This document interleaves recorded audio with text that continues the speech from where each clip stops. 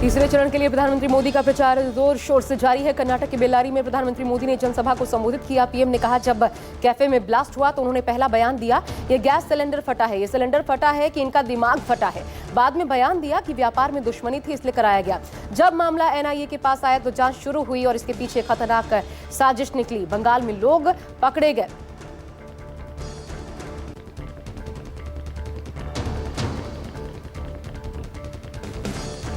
चुनाव के बीच आरक्षण को लेकर छिड़े घमासान में संघ प्रमुख मोहन भागवत की एंट्री। मोहन भागवत ने कहा, आरक्षण को लेकर कुछ लोग झूठ बोलते हैं। संघ शुरू से ही आरक्षण का समर्थक रहा है। जरूरत के हिसाब से आरक्षण बढ़ाया जाना चाहिए। राहुल गांधी के आरक्षण पर दिए बयान को लेकर अमित शाह ने भी पलटवार किया। अमित शाह ने कहा, राहुल गांधी झूठ बोल रहे हैं, वे लोगों को गुमराह करने का काम कर रहे हैं। आरक्षण खत्म करना होता तो 10 साल में कर दिया गया होता। हम ना आरक्षण खत्म करेंगे और ना ही करने देंगे।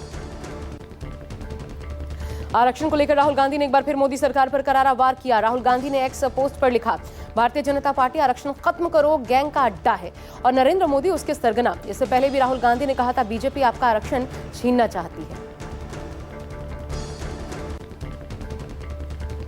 मैनपुरी में चुनावी जनसभा को संबोधित करते हुए गृहमंत्री अमित शाह ने समाजवादी पार्टी पर तीखा हमला बोला। अमित शाह ने कहा, यह चुनाव राम भक्तों पर गोली चलाने वाले और राम मंदिर बनवाने वालों के बीच है। राम मंदिर में आने का न्योता डिंपल अखिलेश को दिया, लेकिन अपने वोट बैंक के चक्कर में नहीं गए। अमित शाह ने कहा, अखिलेश यादव को अपने परिवार के अलावा कोई नहीं दिखता। दिल्ली में अरविंद केजरीवाल की पत्नी सुनीता केजरीवाल ने प्रचार का जिम्मा संभाल रखा है। सुनीता केजरीवाल का दिल्ली में चुनाव प्रचार जोर शोर से जारी है। आज पश्चिमी दिल्ली से आप प्रत्याशी महाबल मिश्रा के लिए सुनीता केजरीवाल ने तिलक नगर में रोड शो किया। दिल्ली में वोटिंग से पहले दिल्ली में कांग्रेस को बड़ा झटका लगा है। अरविंदर सिंह लवली ने अध्यक्ष पद से इस्तीफा दे दिया। अरविंदर सिंह लवली ने पार्टी आलाकमान को चिट्ठी लिखी। लवली ने लिखा, दिल्ली कांग्रेस इकाई उस पार्टी के साथ गठबंधन के खिलाफ थी जो कांग्रेस पार्टी के खिलाफ झूठे, मनगढ़ंत और दुर्भावनापूर्ण भ्रष्टाचार के आरोप लगाने के एकमात्र आधार पर बनी थी। इसके बावजूद पार्टी ने दिल्ली में आपके साथ गठबंधन करने का फैसला किया।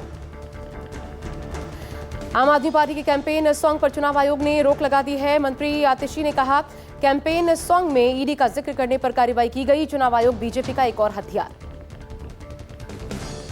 प्रधानमंत्री मोदी पर संजय राउत ने निशाना साधा। संजय राउत ने कहा, देश में 10 साल से एक तानाशाह राज कर रहा है। बेहतर होगा देश में मिली जुली सरकार बने। हम 2 प्रधानमंत्री बनाएं या 4, हमारी मर्जी। इंडिया गठबंधन 300 पार कर रहा है। कल अमेठी से नामांकन करेंगे स्मृति ईरानी। नामांकन से पहले स्मृति ईरानी ने अयोध्या में आज रामलला के दर्शन किए।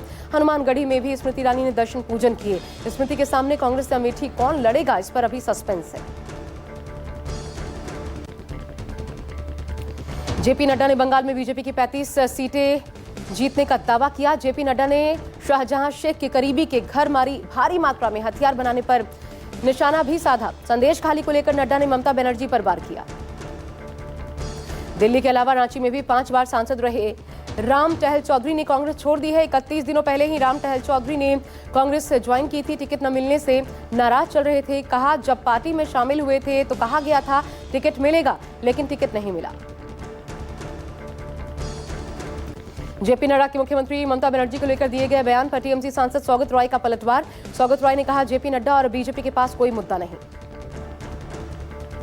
आरजेडी नेता तेजस्वी यादव के बयान पर बिहार के उप मुख्यमंत्री सम्राट चौधरी ने कहा, देश में मजाक नहीं हो रहा। हमारे देश में लोकतंत्र है, किसी परिवार का गुलाम नहीं है।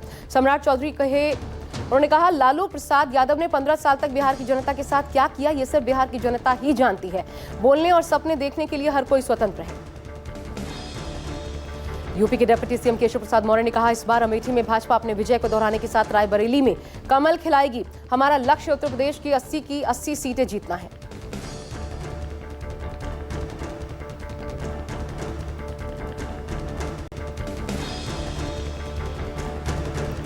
आप विधायक अमानतुल्लाह खान को ईडी का एक और समन। ईडी ने आम आदमी पार्टी विधायक अमानतुल्लाह खान को फिर भेजा समन। 29 अप्रैल को पूछताछ के लिए बुलाया। दिल्ली वक्फ बोर्ड मामले में ईडी अमानतुल्लाह खान से करेगी पूछताछ। ईडी ने अमानतुल्लाह से मामले में डॉक्यूमेंट्स साथ लाने को कहा है। वाराणसी लोकसभा सीट से प्रधानमंत्री मोदी तीसरी बार चुनाव लड़ रहे हैं। प्रधानमंत्री 14 मई को नामांकन दाखिल करेंगे। अपने संसदीय सीट से नामांकन से पहले प्रधानमंत्री का भव्य रोड शो भी होगा।